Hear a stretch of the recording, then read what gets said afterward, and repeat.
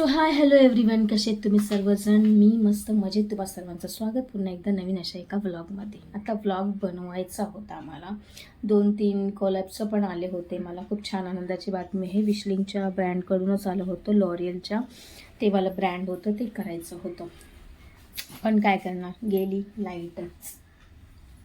Hi guys, तर पुन्हा एकदा नवीन अशा एका ब्लॉगमध्ये मी तुमच्या सर्वांचं स्वागत सहर्ष करते. आणि माझा गेटअप कसा वाटला तुम्हाला नक्की कमेंट करून सांगा.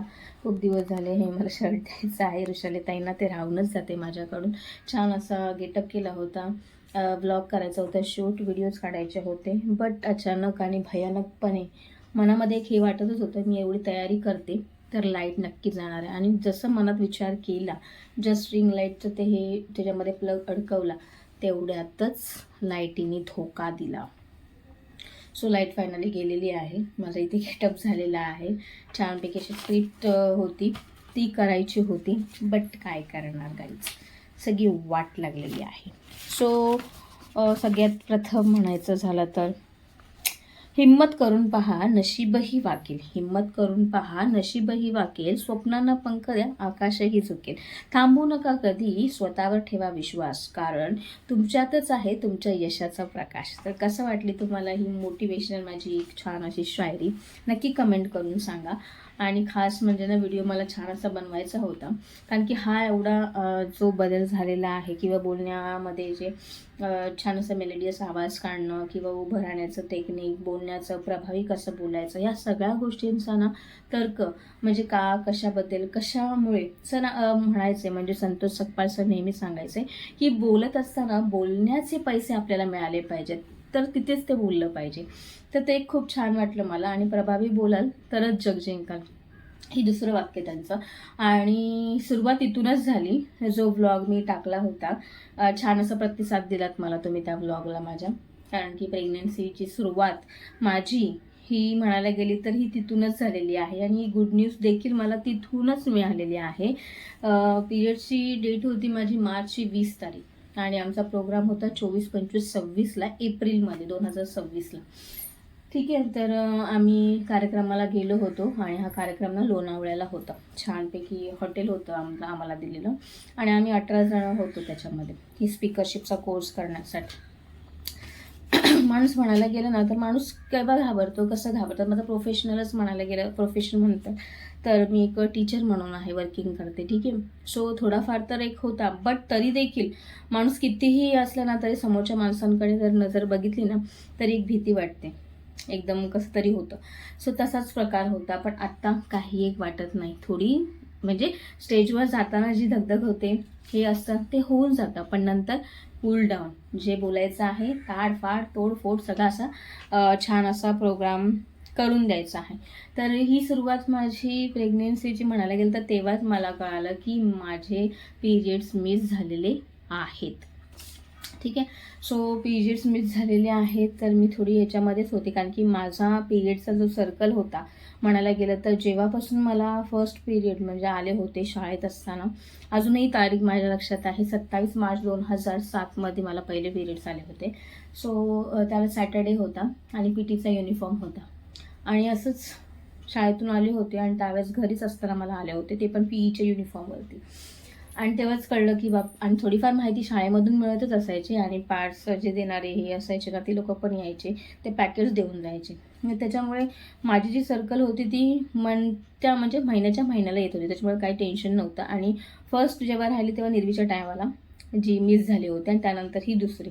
मग निर्वीलाच आता 7 वर्ष पूर्ण झाले गाईज. सो 7 वर्षानंतर ही दुसरी नॅचरल माझी प्रेग्नन्सी राहिलेली आहे. आणि हा क्षण मी पहिल्या ब्लॉगमध्ये टाकलाच होता मी, आणि त्याच्याबद्दल थोडी आता ह्याच्यावरतीच असणार आहेत आपले ब्लॉग. आणि जे मी काम करत होते फ्रेशनेसचं, त्याच्याबरोबरच मला हा स्पीकरशिपचा म्हणतात ना प्लॅटफॉर्म मिळवून दिला स्वप्ना मॅमनी, आणि त्यांनी माझं नाव सुचवलं. आणि त्यानंतर 3 दिवसांचा कार्यक्रम करण्यासाठी माझ्या मिस्टरांनी मला खरंच खूप सपोर्ट केला, कारण की त्या टायमिंगमध्येच ना आमची गावची जयंती होती. डॉक्टर बाबासाहेब आंबेडकर यांची जयंती दरवर्षी सालाबादप्रमाणे गावी सेलिब्रेट करतोच आपण, तर ती होती. आणि ह्या वर्षी देखील चुकलं, गेले 3 वर्ष मी जयंतीला गेलेली नाही. गेल्या वर्षी माझ्या भावाचं लग्न असल्याकारणाने, आणि ह्या वर्षी माझा स्पीकरशिपचा कोर्स असल्याकारणाने. म्हणतात ना 2 दगडांवरती पाय असायचे, कारण की जयंती म्हणाल तर वर्षातनं एकदाच येते.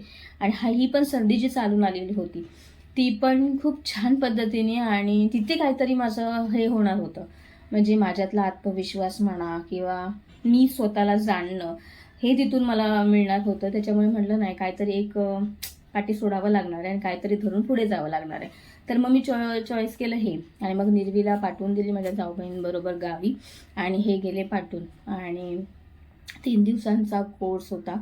सो मी फायनली त्याच्यामध्ये तुम्हाला मी सांगेन की इतकं भारी वाटलं मला, कधी विचार नव्हता केलेला की मी स्पीकरशिपच्या कोर्समध्ये गेले, तिकडच्या सगळ्या गोष्टी बघितल्या आणि स्वतःमध्ये डेव्हलपमेंट कशी करायची, कसं बोलायचं एवढ्या माणसांमध्ये, ते पण प्रभावीपणे, पद्धतशीर, आणि लोकांच्या डोळ्यांमध्ये डोळे घालून, नजर भिडवून आपण कसं बोलता यायला पाहिजे. लोकांना आपल्यामध्ये असणारा आत्मविश्वास किंवा विश्वास आहे तो त्यांच्यामध्ये, काही समोरच्याला माहिती नसतं की आपण काय बरोबर बोलतोय, काय चुकीचं बोलतोय. आपण जे बोलतोय ते समोरच्याला बरोबर आहे हेच वाटत असतं. त्याच्यामुळे हा कॉन्फिडन्स जो मिळालेला आहे तो फक्त आणि फक्त स्पीकरशिपमुळे.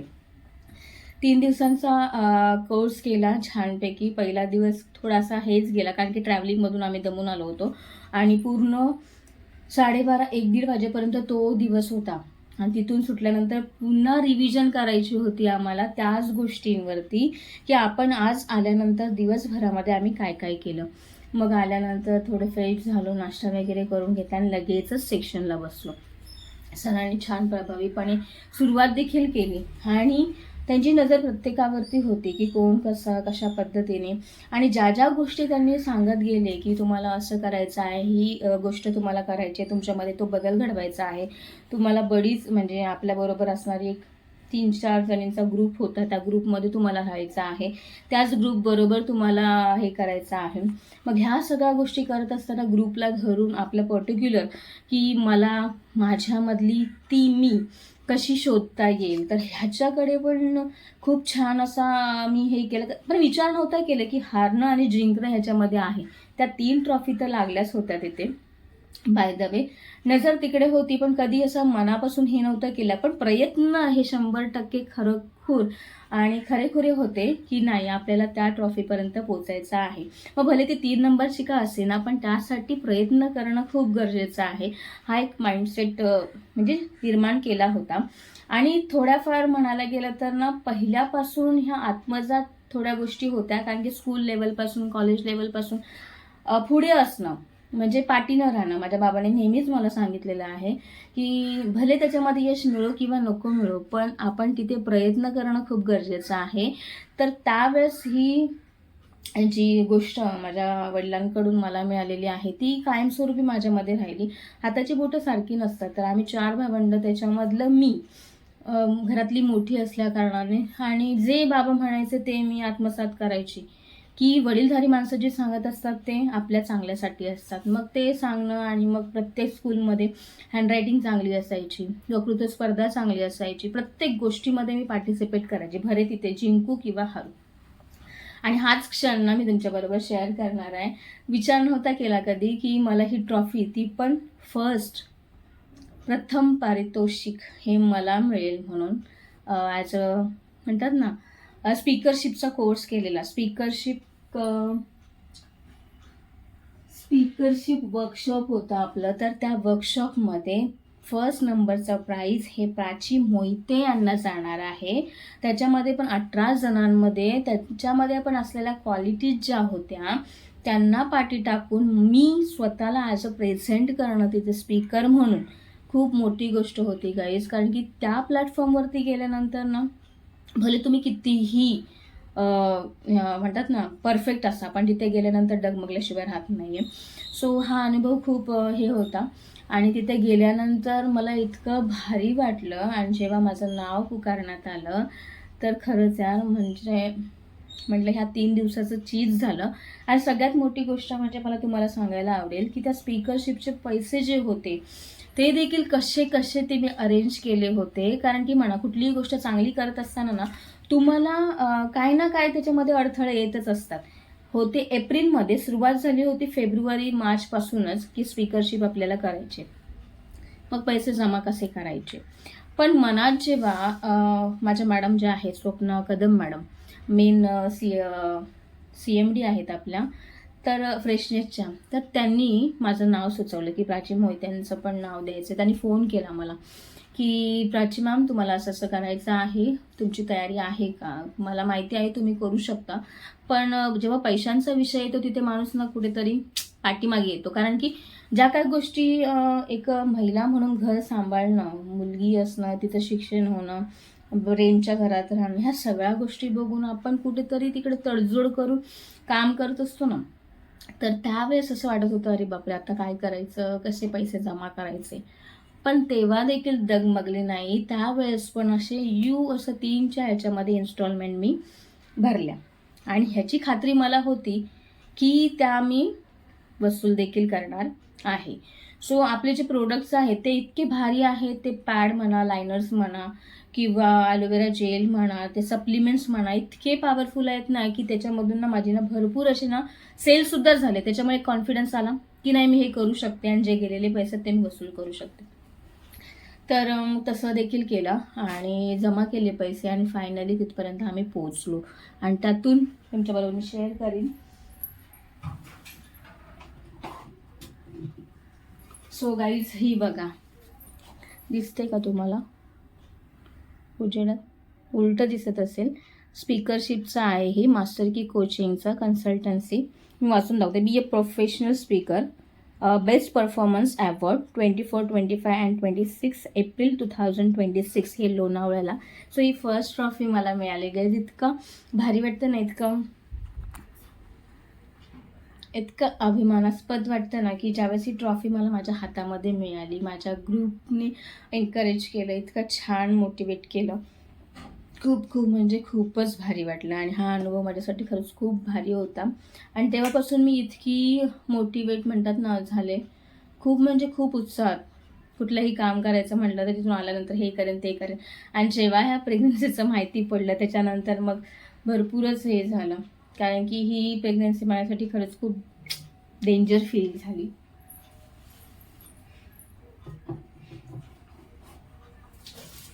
सो गाईज ना, ही फ्रेम मिळाली. हे सर्टिफिकेट आहे माझ्यासाठी आणि जीवनातलं सगळ्यात मोठं सर्टिफिकेट आहे. हे संतोष सर आहेत आणि त्यांचं मास्टर की कोचिंग अँड कन्सल्टन्सी. सो हे छान प्रभावी, खरंच एवढे छान स्पीकर आहेत ना, खरंच मोटिवेट होऊन जातात. तर ह्याची काच तुटली होती, मी ठेवते. आणि ह्याला परत मी काच लावून आले दुसऱ्या तिसऱ्या दिवशी आणि याला छान लॅमिनेट करून ठेवलं. सो काच लावून आणली आणि खूप नजर म्हणजे त्यावेळेस लागली होती असं म्हणायला काही हरकत नाही आहे. कारण की सगळ्यांच्या नजरा तिथे हे झालेल्या होत्या आणि सगळ्यात मोठं हे त्याच्यामधून निघून गेलं माझं. आणि त्यानंतर जी सुरुवात झाली ना इतक्या छान पद्धतीने सगळ्या चांगल्या गोष्टीने, खरंच मी स्वतःला हे नाही करू शकत की इतकं छान त्या गोष्टीतून मिळालं. एक गेली पण दुसरं मिळालं. तर हा छान असा अनुभव हा प्रेग्नन्सीच्या याच्याबद्दलचाच आहे. आणि तिथूनच मला कळालं की माझे पिरियड्स थांबलेत. मग घरी आल्यानंतर चेक केलं त्या किटने, ठीक आहे. सो त्या किटने चेक केलं तेव्हा कळलं की माझे दिवस गेलेले आहेत. त्यातल्या दोघी तिघी ज्या माझ्या ह्या होत्या, लीडर होत्या, तर सलोनी मॅम यांनी ओळखलं की अशाला असं आहे. मग ते म्हणतात ना तेव्हाचं, मग ते सारखं झोप येणं, थकल्यासारखं वाटणं, चेहरा सुकल्यासारखं वाटणं, भूक जास्त लागणं, ह्या सगळ्या गोष्टी होत होत्या. आणि ही सुरुवात तेव्हापासूनच झाली. आता व्हिडिओ बनायचा होता दुसऱ्याच गोष्टीचा, लाईट गेल्या असल्या कारणाने व्हिडिओ थांबला फायनली. आणि पाऊस पण थांबला होता, तर म्हटलं व्हॉईसचा पण हे नाही येणार, छानपैकी आवाज येईल कडं, पण सगळं उलटंपालटं झालं. बट असो, त्यानिमित्ताने का होईना मला तुमच्याबरोबर ही गोष्ट तुमच्याशी शेअर करता आली, हीच माझ्यासाठी मोठी गोष्ट असणार आहे. सो आजचा व्हिडिओ हा ह्याच्यावरतीच होता. आणि बघू, मला वाटलं पाऊस पण पडेल खूप जोरजोराने तर सुट्टी असेल शाळेला, बट काय शाळेला सुट्टी नव्हती. फायनली आज जावं लागलं. उद्याचा पण एक दिवस भरायचा आहे आणि फायनली सॅटर्डे संडे सुट्टी घ्यायची आहे. खूप काम करायचं आहे, पण ज्यावेळेस असं हे करतो ना, ठरवून जे मी करत असते त्यावेळेस ते कधीच सक्सेस होत नसतं. त्याच्यामुळे न ठरवता आपण कुठलीही गोष्ट करत असतो ना, ती नक्कीच सक्सेसफुल होते. ही माझ्यावरनं मी अनुभव घेऊन सांगते. सो आता खरंच खूप गरम होते. सो मी व्हिडिओ पण इथे स्टॉप करते, थांबवते आणि भेटू आपण पुन्हा एकदा नवीन अशा व्लॉगमध्ये. आणि हा व्लॉग तुम्हाला कसा वाटला, हा माझ्या आयुष्यातला अनुभव 24, 25, 26 एप्रिलचा, 2026मधला. ह्या दोन्हींचा रिलेट झालेले आहेत म्हणायला गेलं तर, प्रेग्नन्सीचा पण आणि हा पण. सो हे दोन्ही अनुभव मला तिथूनच छान असे मिळालेले आहेत. 2 गुड न्यूज मला तिथून मिळाल्या. ही छानपैकी ट्रॉफी फर्स्ट प्राईजची, आणि दुसरी म्हणजे दुसरी ट्रॉफी जी आयुष्यामध्ये कधीच मी विसरू शकत नाही आहे. कारण की पहिल्या ह्याच्यामध्ये एवढं सगळं काही नव्हतं, पण ह्या दुसऱ्या ह्याच्यामध्ये प्रत्येक गोष्ट मी एक ना सेव्ह करून ठेवणार आहे माझ्या आयुष्यातली, यूट्यूबला म्हणा, इन्स्टाला म्हणा. So thank you so much family, इतका सपोर्ट आणि इतका हे करताय. सो धन्यवाद. ब्लॉग बघतच चला. कन्सिस्टन्सी करायचा प्रयत्न मी केलेला आहे आणि मनाशी निश्चय केलेला आहे की मी रोज ब्लॉग टाकत जाणार आहे. So thank you so much everyone. एवढंच बोलते, इथेच थांबते.